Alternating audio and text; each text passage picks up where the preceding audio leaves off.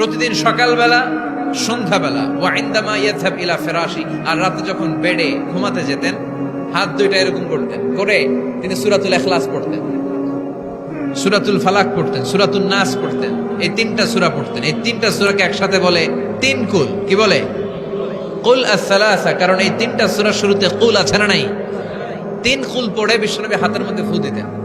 ফু দিয়ে মাথা থেকে শুরু করে মুছতে মুছতে মুছতে মুছতে পা পর্যন্ত মুছতেন, হাত মুছতেন, সারা দেহের যতটুকু সম্ভব বিশ্বনবী সারা দেহের মধ্যে এই তিন কুল পড়া হাত দুইটা দিয়ে সারা দেহের মধ্যে বিশ্বনবী হাত বুলিয়ে দিতেন, মেসেজ করে দিতেন সুবহানাল্লাহ।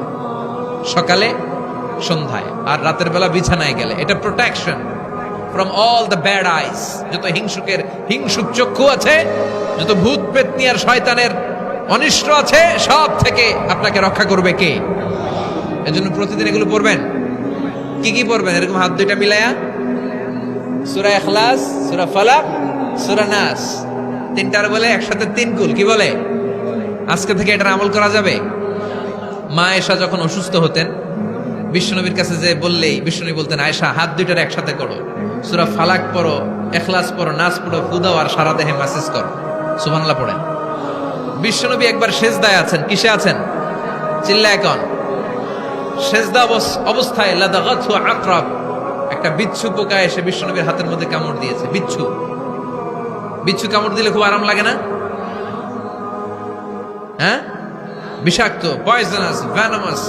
বিশ্বনবী ব্যথা পাচ্ছেন, প্রচন্ড ব্যথায় বিশ্বনবী অস্থির। বিশ্বনবী বললেন, লাআনাতুল্লাহি আলাল আকরাব, এই বিচ্ছুর উপর আল্লাহর লানত।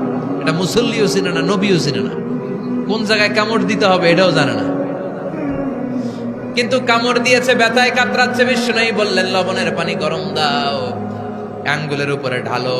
লবণের পানি গরম দিয়ে আঙ্গুলের উপরে ঢালতে শুরু করে দিল। বিশ্বনবী পড়তে আরম্ভ করলো, কুল হুয়াল্লাহু আহাদ আল্লাহুস সামাদ লাম ইয়ালিদ ওয়া লাম ইউলাদ ওয়া লাম ইয়াকুল লাহু কুফুয়ান আহাদ। পড়েন সুবহানাল্লাহ।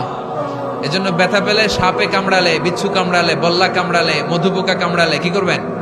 সূরা ইখলাস, সূরা ফালাক, সূরা নাস। আবার বলেন, সূরা ইখলাস, সূরা ফালাক, সূরা পড়ে ফু দিবেন।